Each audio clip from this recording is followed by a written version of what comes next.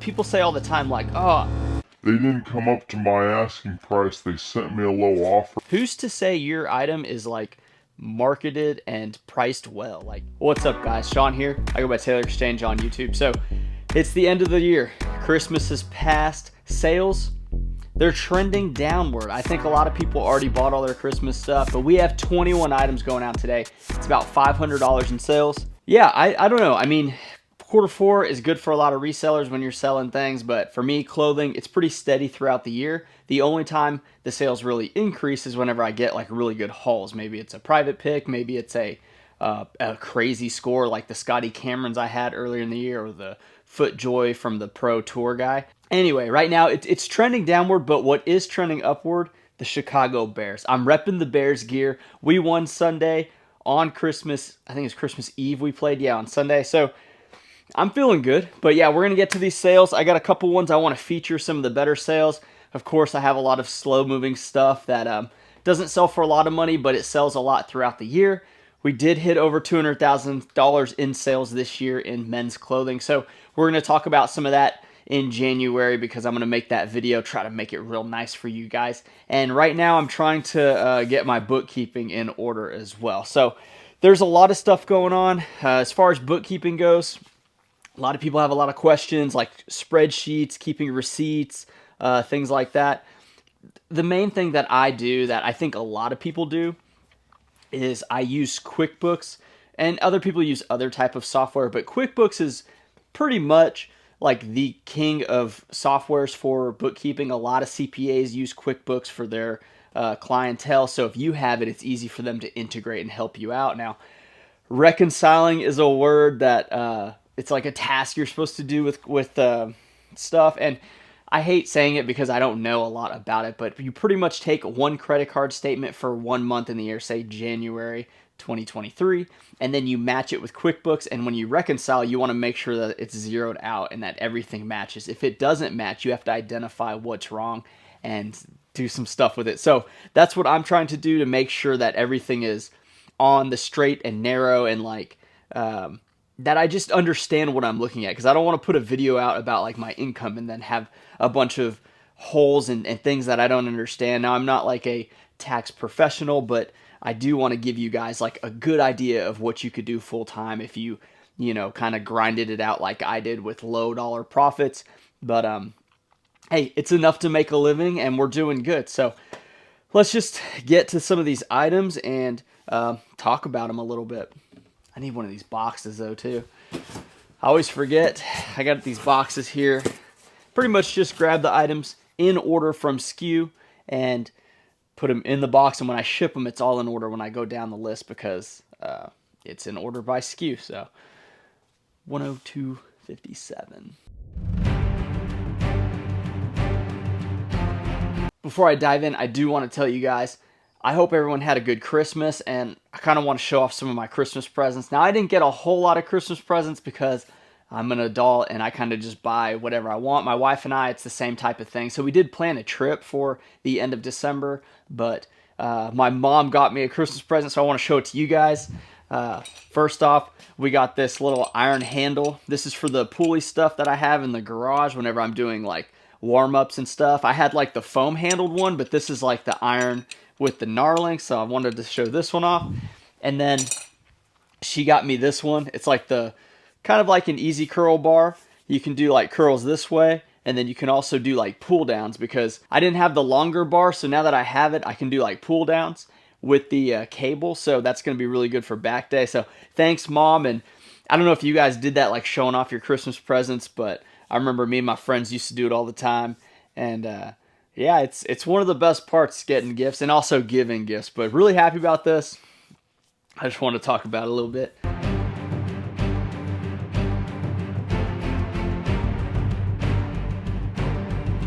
$177.26.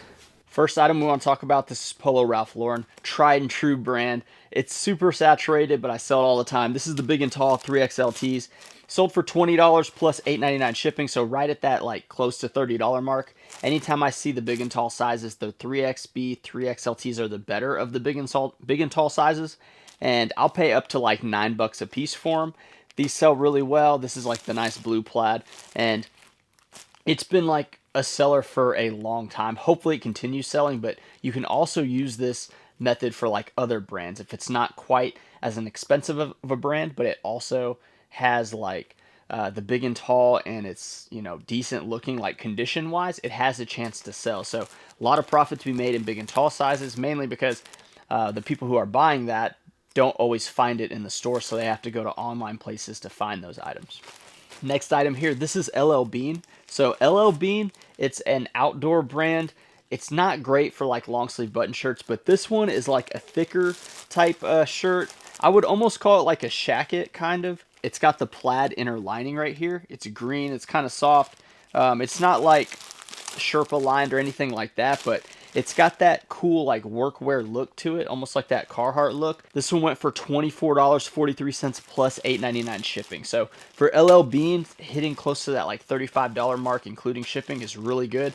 This one might be over a pound. It's probably one of those that's like a few ounces over a pound, but nonetheless, still a really good pickup. Here we have a Wrangler fire resistant long sleeve button shirt. Now, casual button ups, I'm pretty high. That's like my main category. My main seller is casual button ups. Now, this is fire resistant. It's a large tall. So this sold for $17 plus $8.99 shipping.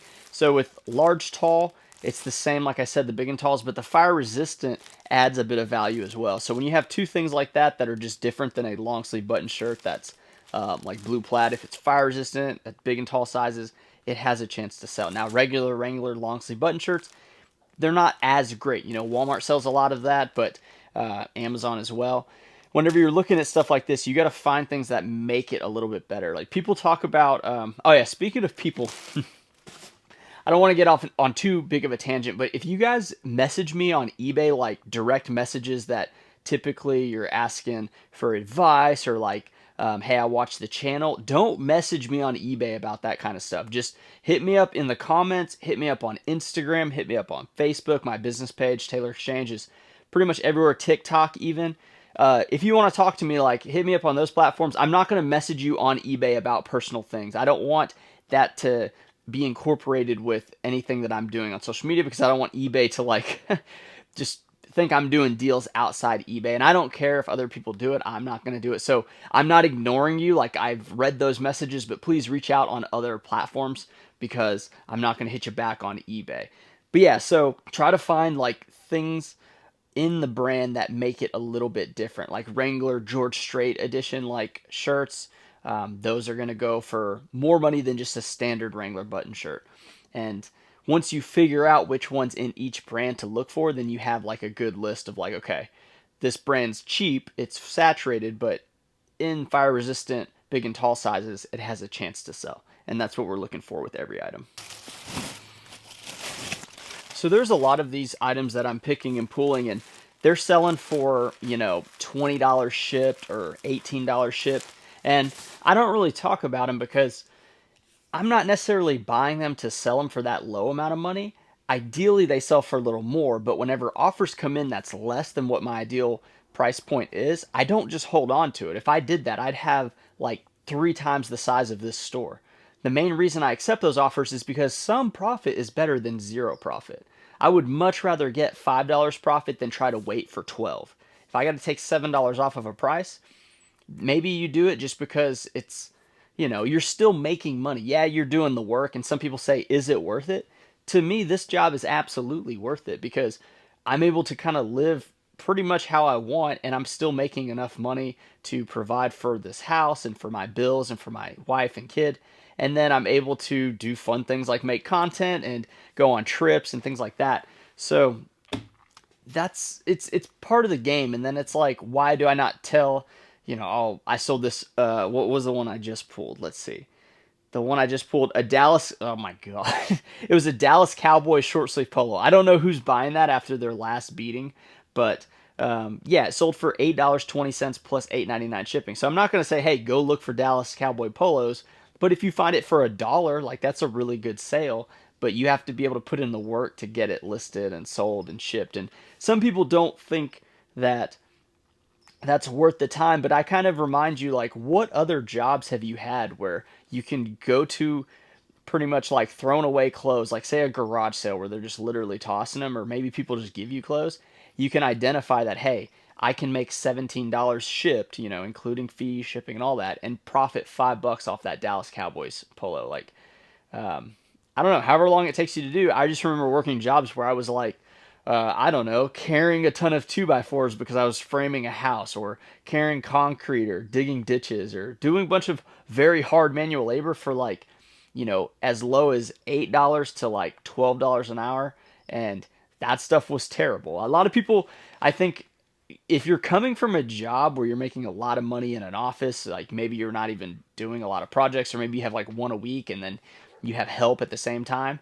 If you're coming to a job like this where you have to do everything yourself, you better have some drive, because you're not gonna, it's not gonna be like, oh, I'm just gonna find a Gucci shirt every time I go to the thrift store and sell it for like $100, $200, or whatever. You know, maybe you do have to grind it out like I do if you want to make this like a viable business, because just relying on like big hitting items, it's possible, but it's very difficult, and it requires a lot of skill, knowledge, and sourcing, and a lot of time as well. I mean, I don't know. A lot of people make it look super easy on YouTube, but those people have a lot of like time invested in learning like what to pick up. Like, so this style is not for everybody, but it is possible to make a business out of this. Next item here, this is a cardigan. It's a Polo Ralph Lauren cardigan. This sold for $35 plus $8.99 shipping.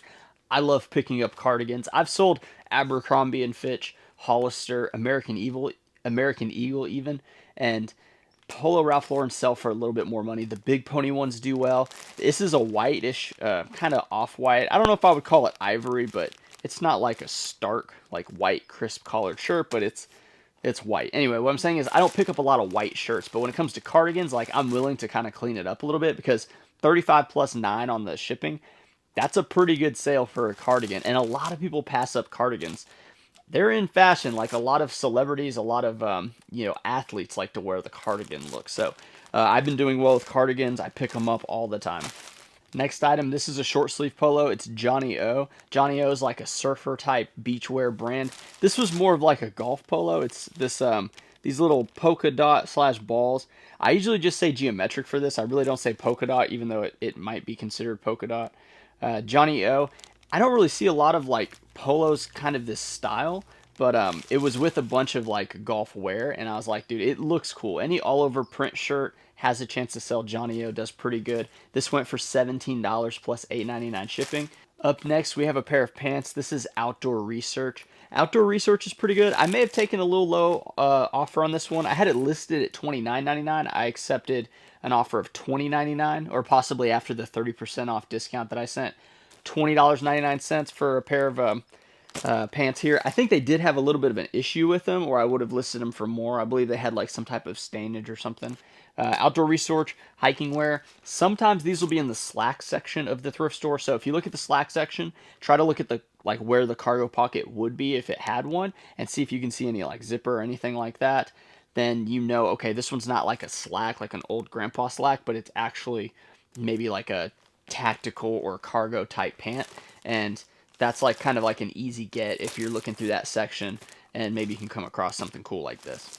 This is a pretty nice Polo Ralph Lauren jacket. Now, I had it listed at like $59.99 plus shipping. A guy came in and asked, could you do 35 plus the shipping? So I went ahead and accepted it. I don't like to hold on to items very long.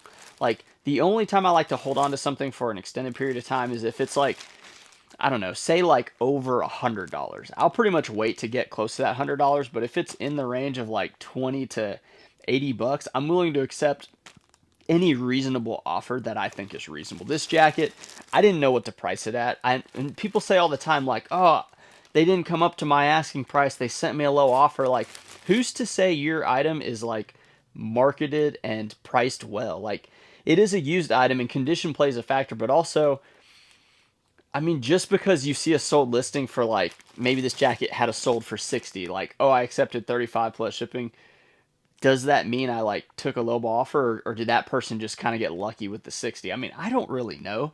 I don't think that's something you should really hold on to, as like, this is the value of this. Now, that's just kind of me, you know, saying what I think.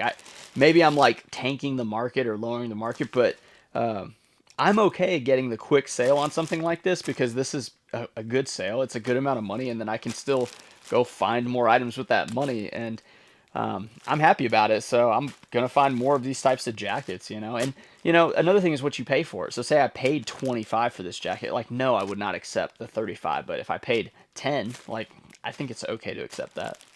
All right, guys. So I'm back in the office. We're gonna pack these up. I did want to show you. I sold a pair of shoes here. This is a Twisted X. These are the Chukka boots, and yeah, Twisted X is pretty awesome. I wouldn't have mind getting this in my size. It's a size 11. I'm a 10 and a half, and I'm really particular about like having it be that exact fit. But these sold for $39.99 plus shipping. Really good condition here. Really great size. And yeah, Twisted X. It's a pretty much a no-brainer if you can get it for a good price. Probably paid like I don't know, $5 to $10 for something like this. But yeah, these are a really nice shoe. I see them here in Texas a lot. I'm pretty sure it's sold at like Boot Barn, is where you could pick something up like this. So yeah, whenever you see like, say like a lot of people in your area wearing a certain type of shoe, or maybe you have a lot of retail stores that sell a certain type of clothing, you're usually going to find that at the thrift stores because that's what's local to your area. So Twisted X, really good pickup. I'm going to zip through these, pack them up, kind of you know, just talk a little bit more about them and we'll just kind of cruise through this. But yeah, the first thing here I want to talk about is Jiaropack. Jiaropack's a brand I've been using for a little while. I got the colored poly mailers. Now, I put a TikTok out because I can put links for TikTok for Jiaropack, which helps them out, helps me out, of course. I mean, making money on these little deals with affiliate commissions is actually a really big deal for me because the opportunities are all over the place. It doesn't have to be reselling related. You could do it on gym equipment, like I showed you earlier. You could do it on like personal products. But if you yourself are out there and you enjoy like, you know, videos, technology, or just like talking, there's a lot of money to be made out there with affiliate income. So, Gyropack, I love them. I talk about them all the time. But yeah, these are the bags I use. But somebody told me that there were better prices for other bags on Amazon. And I was like, you know, why do they feel the need to say on my TikTok comment like, hey, there's cheaper ones out there? And I was kind of like, okay, are they colored like gyro packs? And they said, yeah, they're different colors too. And I was kind of like, well, like good for you. I mean, you know, go buy those. I was like, Gyropack hasn't let me down. Like they've been slow with one order that I had because I ordered 4,000 bags at once, and I asked them. I said, hey, what's the deal? You know, and they corrected it. They said, hey, let me get tracking. Let me go check on that. Let me make sure it's good. They did a better job than what I do when somebody says an item's late. So I know they're doing good if they care enough to like look into like my issues. So I'm riding and I'm dying with Gyropack. If something happens where all their bags have holes in them, then I will let you guys know and be like, hey, I don't know about these guys, but so far they've been good to me. But yeah, when it comes to shipping, as you guys may have already guessed, I have a Rolo. Rolo's a really good product. I don't have any type of deals, but I do have the link below. If you guys see any of the links I have, I make commissions on those when you guys purchase from those links. And then also, if you see my eBay store link, if you want to check out the store, you don't have to buy anything from the store unless you just really want to. And you can use that link though to buy other things on eBay. Say you're gonna buy like a computer or like a new monitor or just shipping supplies from somebody else, like another company. Then you can use that link, and if you go buy something after using the eBay link, I also make money doing that. So that's the eBay paid partner program. Like, there's just a lot of ways out there to make money online that I'm starting to learn. And 2024 is going to be the year of like I don't want to necessarily call it additional income because all income is like important, I guess. You know, I don't want to call it like extra money because you definitely have to put work into figuring out how these things work. But let's just call it accessory income. I don't know if that's even a better word, accessory income. It's money not made by eBay. Let's just call it that. So that's something that I'm really focusing on for this next year because um, eBay it's challenging. It's a lot. I don't want to necessarily call it dirty work because it's pretty clean compared to some of the things that I've done in the past. However, it's difficult. It's a job. Like it's pretty laborious for what it is. You know, digging through clothes, going through thrift stores, um, being on the road a lot. You know, that's a problem. I don't necessarily like driving around in heavy traffic. That is something I don't really enjoy. And it looks like I got either the wrong item. Okay. See, this is a problem too. Sometimes sales come in after I've already pulled the item. So this is a maroon long sleeve Ralph Lauren, which I wouldn't suggest getting the long sleeve collared shirts if it's just solid. If it's a big and tall, maybe pick up the solid long sleeve polos. But if it's like a just a regular color, this one didn't sell for much money. But there was another shirt that's a red shirt that I clicked on to like print the label, and that one just sold. So like it's not in this box because I haven't pulled it yet, and I almost printed the label by mistake because it's the same color. So like always double check your SKUs when you're looking at what you're printing out, because with this volume stuff, those types of mistakes can be they can happen, you know, and it's just like you overlook it, like you're not paying attention, you're talking to people about affiliate marketing or you know, other income, things like that, and you can make mistakes. I mean, it stinks when you make the mistake in your own business because there's no one to turn to, and then you don't even have anybody to get onto you really. And that's a problem too, because what a lot of people I think wind up doing is they wind up thinking like, oh, I couldn't make a mistake. It's them. It's them. Like they don't take ownership of their own doings. And I think that's a it's kind of like a fatal flaw, you know. You still have to take accountability for what you do, even if it stinks, you know. I don't know where I heard it, but I'm not sure exactly the first time I heard it, but one saying I like to go by is "eat crow while it's fresh," and that's pretty much like, you know, it's gonna be bad, so you might as well eat it while it's fresh than waiting for it to get worse, you know, because it's probably not gonna get any better.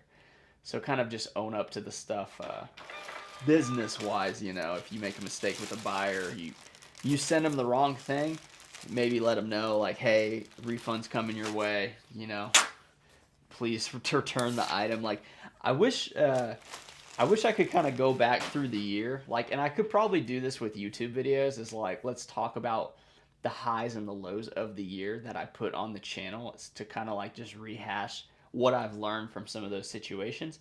And honestly, a lot of it is learned from the comments.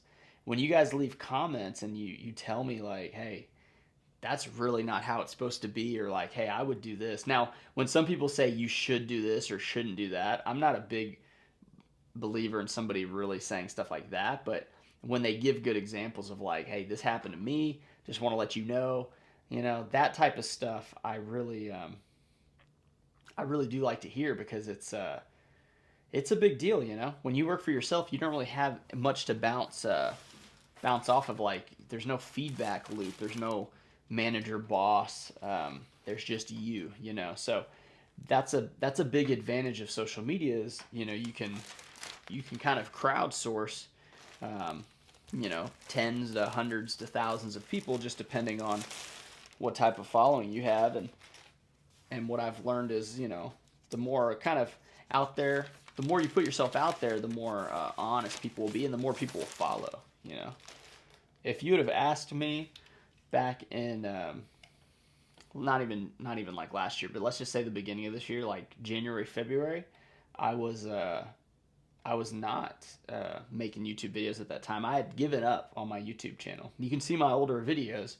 I was using the GoPro Hero 5. I didn't have the, I was going to say Apple products. Didn't have the MacBook, didn't have the iPhone.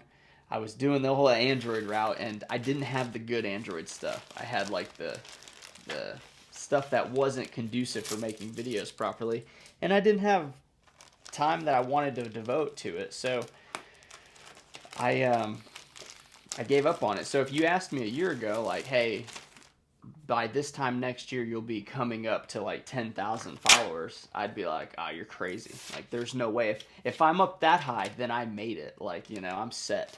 I can retire from eBay and just be a YouTuber. Well, the reality is it would be tough to do that. Um, but yeah, I almost gave up on the channel. Like, and I almost went to the point where After making those videos, I almost wanted to do a new YouTube channel not related to reselling content. I wanted to make a YouTube channel about video games, like not like on controllers or PC, but like the Settlers of Catan. It's a board game that you can play online on colonist.io, and I'm really big into it. Like, I go through phases with it. Right now, I'm definitely not in it, but at the beginning of 2023, I actually created a YouTube channel, and it's called. If you guys like Catan, you can check it out. It's called Settler Sean, and it's just me playing Catan. And I think it got to like, what was it, 100 subscribers or something like that in the first month, and I was putting videos out like every other day. Now with Catan, it's a really long board game. You know, it can be 45-minute games or it can be like a 20-minute game. Well, I was learning how to edit through that game, you know, bringing it into the editor. I had a better computer, and I was really enjoying it, and I had fun. And then I remember I was thinking like, oh, 100 subscribers in a month, like that means in a year I can get to 1,000, and then I can monetize it, and then I can start making money. But video games, I talked to a woman who is monetized in the Catan world. Her name's Ellie Catan, and she was just saying like, yeah, the amount of money you make per 1,000 views is pretty low. And then I heard this Australian guy who plays talk about it, and he was saying, you know, I think he had like a 4,000 view video, and he made like $20. And I was just like, dang, I'm getting like, you know, 100 views or 200 views. I was like, how am I gonna, you know, retire on that kind of money? But anyway, so I ended up giving that up, and around that time though, I was gonna delete my YouTube channel. I was gonna delete the eBay channel. I just couldn't look at how much effort I put into it and how little result I got out of my YouTube reselling channel. And then my friend, his name's Kelly, he said, oh, dude, you shouldn't delete it. Like, you've already got, I think I had like 300 subscribers, maybe 370 subscribers on that channel. And he's like, dude, nah, man, like, just do like a reselling, like a what sold or something like that. And I was kind of like, all right, man. I mean, I guess, like, we'll just see how it goes. But usually it's not that good. Well, at that time, I stopped using the GoPro Hero 5, and I used my Samsung. I had an S20 Plus, a Galaxy S20 Plus, which is a much better camera in my opinion, um, and probably, you know, technically a better camera. And I put the what sold out, and it did. I think it got like 100 views or something. I was like, oh snap! Like, I used to never get 100 views on these videos. I was like, maybe if I take my editing skills and like apply it to reselling, I can do it. And then come to find out, the reselling space had kind of exploded since COVID. A lot of new people got into selling. A lot more viewers started watching on YouTube, like how to do this. Because in 2019, when I started, there was definitely kind of like a rise of reselling, but it was nothing compared to what I would say like 2020, 2021. Like, for example, if you look at Harry Tornado, he was killing it on YouTube and doing so well, but then came COVID and everyone was back on like YouTube. He got those pallets, man, and his videos just skyrocketed because it was just juicy. I call it juicy content. Like, it was entertaining and like the real thrill of the hunt, and he already knew how to do all the editing and how to go about it. Like, he knew he had the gold there, and it was it was great to see. It was great to see how that all happened for him and his success. But like, when I got back into it, 2023, my success on reselling had been high because I'd been doing it full time. Like, I'd been making a lot of money doing it, and then I didn't realize there's a lot of people that really want to know how to do it. And I was like, oh well, I got some advice, like, and I didn't want to become like the teaching channel, and I really don't want to be that moving forward. But it was my competitive advantage on YouTube to talk about how to turn this the Wrangler FR shirt into profit. Now this one, I told you about it earlier in the garage. This is the large tall blue plaid shirt. It had stains on the front and the sleeve, and it still sold for 17 plus shipping. And that's because it's going to be like a welding shirt. Like, somebody's going to wear this that's doing metal work, and they're going to get stains on it and stuff anyway. So that is yeah, fire resistant stained items can sell. But yeah, so that was my competitive advantage on YouTube. And I leaned into it, you know. I said, well, I'm going to make a video every day. So I made one, I think, I don't know, 7 out of 9 days or something like that. It was quite a bit, and one of them went kind of viral, right? And viral, come to find out, is just based on the channel size. Like if the amount of views is way higher than you're used to, then yeah, you had a, like a viral video for that channel, and that was the how to photo and list clothing. Whenever I had it set up over here in this corner, and yeah, that one video took me from, I think I was up to like 400 or something subscribers to like 1,200 in a couple days. And I was like, holy cow, like now things are rocking and rolling, like we're gonna be able to do this, right? Because of course, like things are easier to do if you're getting paid for it rather than doing it for free. Like, but people do understand the value of like internships, like free internships, because they know the possibility of making the money afterwards.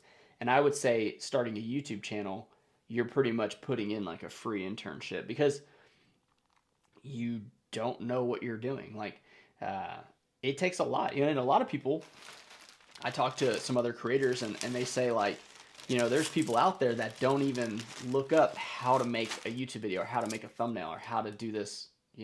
They just go start recording and talking, and then they're like, well, why didn't I get a 10,000 view video or a 100,000 view video? It's like, well, why would you?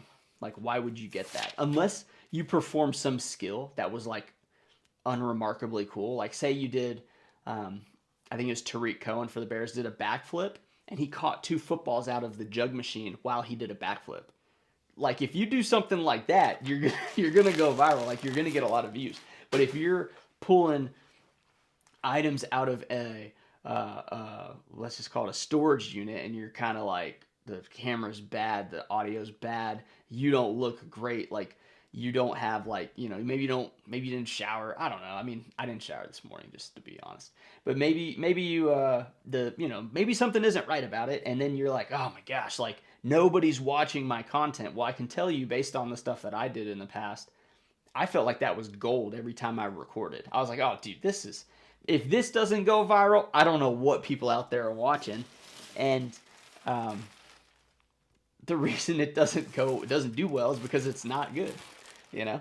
And uh, a lot of that, is it's just how it is. People have attention spans, like, and then the other thing to think of is like, you know, maybe you just do it for you.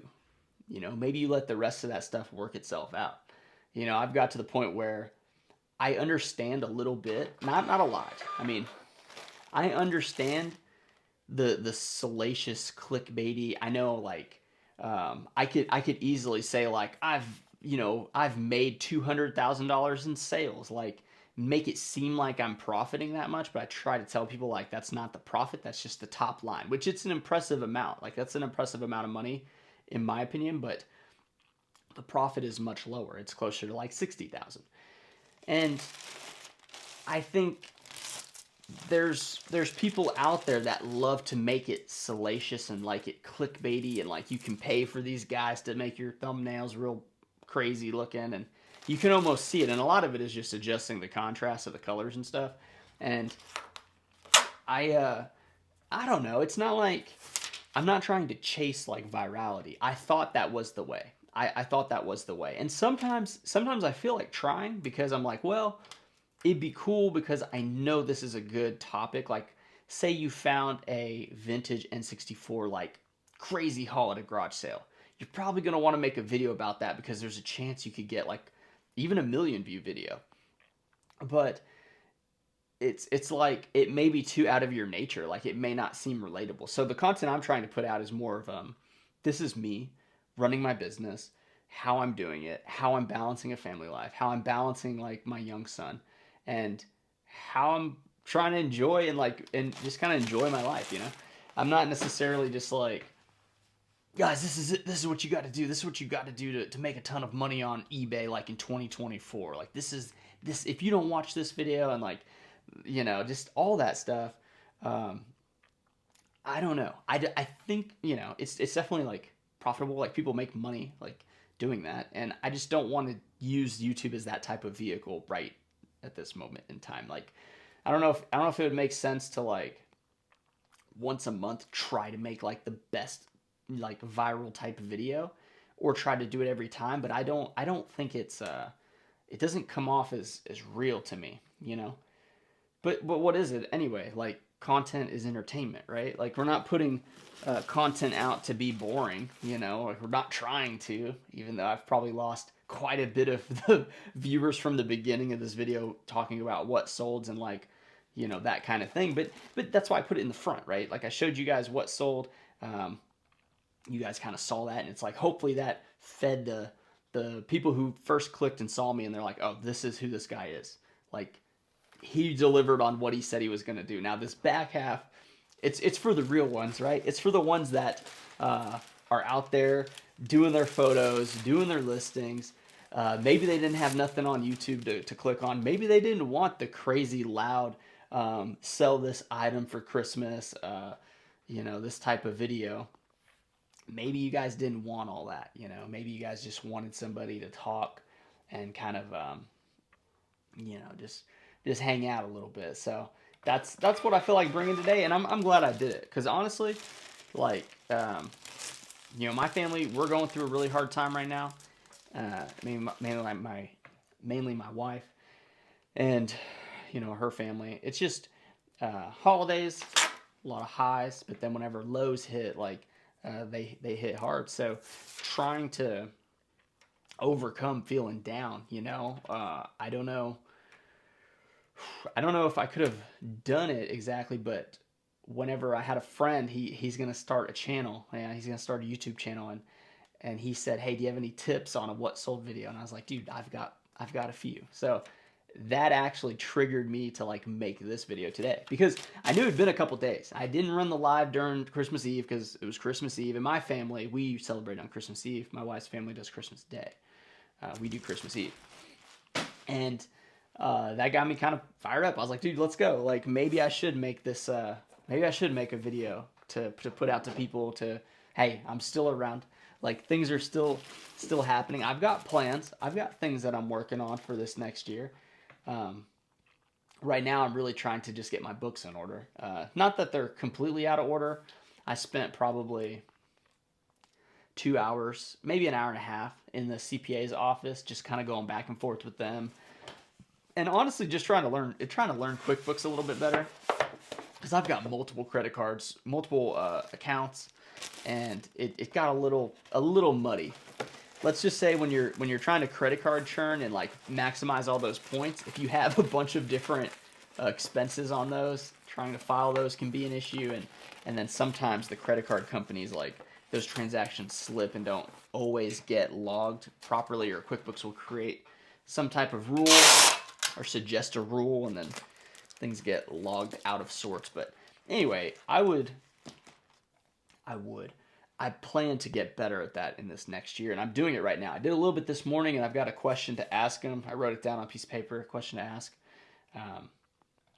Because, yeah, I could pay him, right? I could say, hey, make sure you reconcile every month. Make sure everything is clean. Like, I want everything zeroed out on my QuickBooks. I want it to be perfect. They can do that, sure.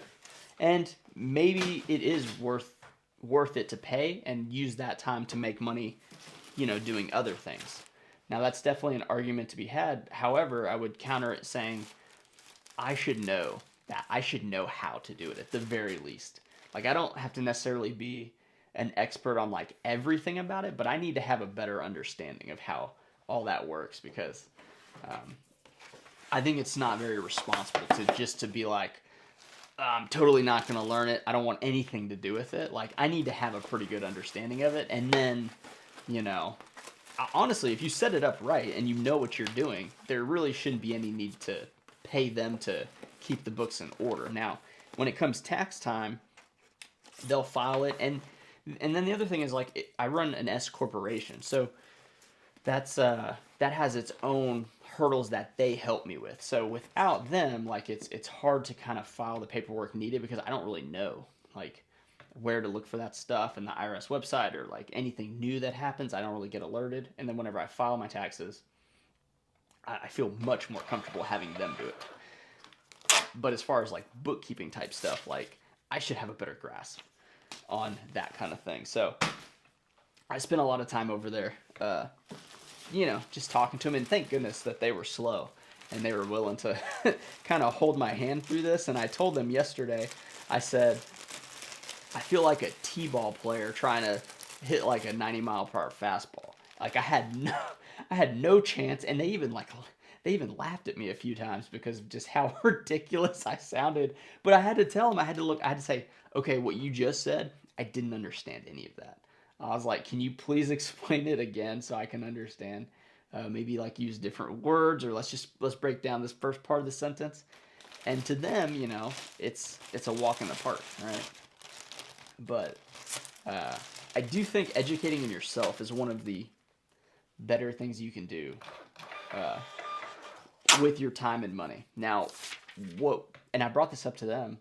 What's painful is spending the hour and a half doing that, because I could have made like a couple reels, a couple, you know, whatever type content, and maybe made some money off of it, you know? So it's like, that's when it comes back to, should you pay them for their help? And, you know, so that's kind of, that's kind of where I'm at with that. But it's, you know, it's one of those things I had to take care of it, and I'd been putting it off, you know? It's one of those things that it was time.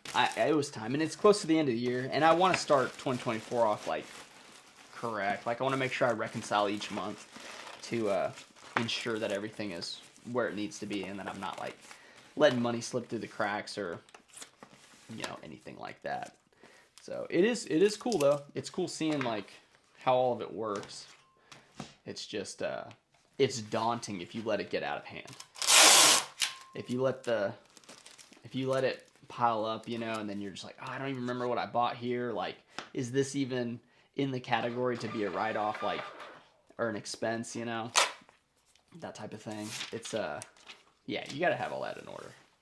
And it's coming. Just wait. YouTube's gonna be blown up with tax video, reseller tax video. You're gonna see all of them. And the reason people do that is because it's on people's minds, right? Like, they have to get it done, so it's like, let me make a video, and then hopefully people watch it. Like, I made that response video to the whole daily refinement Rockstar Flipper drama or whatever. It's more just a straight up attack by Rockstar, but I made the video because I had watched these other videos with like music channels, and they were like making video reactions, and I was just like, wow, these are getting crazy views. I was like, let me try it, and what do you know? I barely even said anything. I kind of gave my opinion, and it got more views than a lot of videos I've put out. Now it's like, do I want to just make reaction videos to make the most money every time like something happens in the reselling world? Like, do I want to be that channel or that guy? I can tell you what, if I did, I'd have a much bigger following, much more money, and it's like, okay, Sean, well, why don't you just do that? It's like, well, I don't really feel like doing it, you know?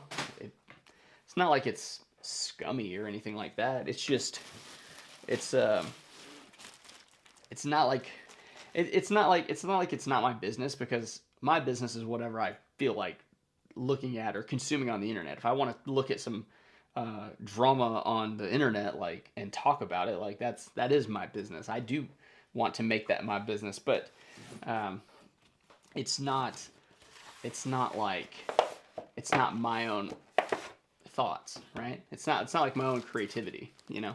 It's just it's kind of me just piggybacking off of what's going on, which I don't know. I mean, you guys kind of let me know what you think about it. I don't know, because a lot of it is just engagement, right? Like, people just want to know what's going on sometimes, you know? They're like, oh man, yeah, I kind of heard about that. Oh, he put a 10-minute video talking about it. Like, let me check that out.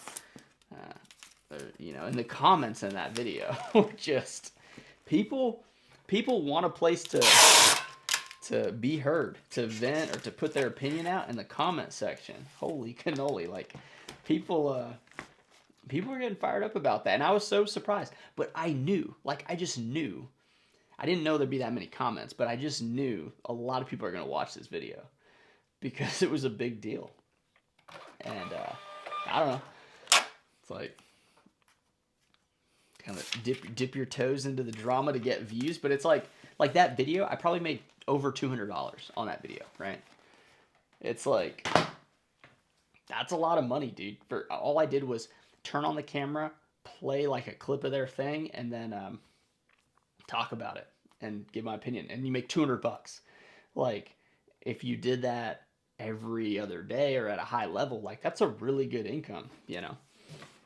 So it's just not, I don't know. Maybe I'm hard headed. Maybe I should go after like the low hanging fruit with that type of stuff. Maybe I should create reselling drama just to like get views. I don't know, but you start to understand once you get out of the mindset of like, oh, flashy thumbnail title like clickbaity, and you click it and you kind of like stuck watching it and you're like, what am I even watching? When you kind of zoom out and just see what that creator made for you to click on and watch, and how he's going about the video, or she, then you just get a different perspective of like, this is this is all just kind of like it's like a not necessarily a game. I don't want to call it just a game, but it's a puzzle. Like it's a puzzle that people have of like, okay, I've got an idea. I've got this computer, this camera, this mic, whatever, and I'm going to try to make something where people are going to have to watch. Like they cannot not watch this video. And the better I do at that, the more money I'm going to make. And then the really good ones, like one great example is Sam Sulik. He's the guy that's working out, and he's juiced out of his mind on steroids, but he's very, very casual when he's doing his videos. He's pretty much like turns the camera on, he cusses, he kind of just says whatever he wants, like what he's thinking at the moment. He's kind of a meathead at some times, and but then he's also pretty smart. So he doesn't put much effort into it. He puts a lot of like basic titles, basic thumbnails of him flexing, and he went from like pretty much zero to like I think 2.5 million subscribers in like 1 year, like less than a year. So it goes to show that maybe people are kind of tired of it. Maybe people are a little tired of the clickbaity stuff. Like, not saying it doesn't work. It definitely works, but maybe some people are getting a little tired, a little burnt out. And that's, you know, if I could just be myself, you know, and get a lot of, interaction, views, and help people along the way, then I think that's a channel that, I think that's like a channel, like a business model that I could be behind, you know. All right, last one to pack up is the Chukka boots. And you see how kind of smooth I am with the packing? It's mainly because I've been doing a lot of the same style. Like the poly bags are for under 1 pound, or if it's Ground Advantage or Priority that's close by, it'll still be cheaper than the flat rate. If it is over 1 pound, I've got the flat rate envelopes right here next to me, so I don't have to move. And then I also have the envelopes, which these Twisted X boots probably gonna go in this legal envelope for $7.90. Yeah, so I'm definitely gonna see if it can fit inside here. Not even gonna put a bag. Ooh, so these are close. A men's 11 is probably the most you could fit in here as far as like the size. It's gonna look something like that. We'll close it down. So what I do is I put it up to my stomach, fold the front half down, and it'll look like this. But you want to make sure this seam is correct, because if you don't do it correct, it's going to look kind of funky. So the trick to this is be nice to your post office people, and it's at their discretion if they want to accept it or not. But technically it says if it fits, it ships. So that's that's pretty known. If it fits, it ships. It's like a nice little slogan. And then I just put a little bit of tape on it, because these corners, one, they're sharp, and two, they can get caught in the machines. So like, you wouldn't want your postal worker jabbing their hand on the corner. So I like to get the corners like that, and you kind of bend this here and fold up, so it looks kind of like that. And they've been good with it. So there we go. We got ourselves like a little football. But yeah, hope you guys enjoyed the video. Hope it was a little bit insightful. I know I rambled a lot, but Maybe you got some work done. Maybe you learned some brands, things to pick up. A new year's coming. A new year, anything can happen. Clean slate. I'm excited for it, and I hope to see you guys in the new year.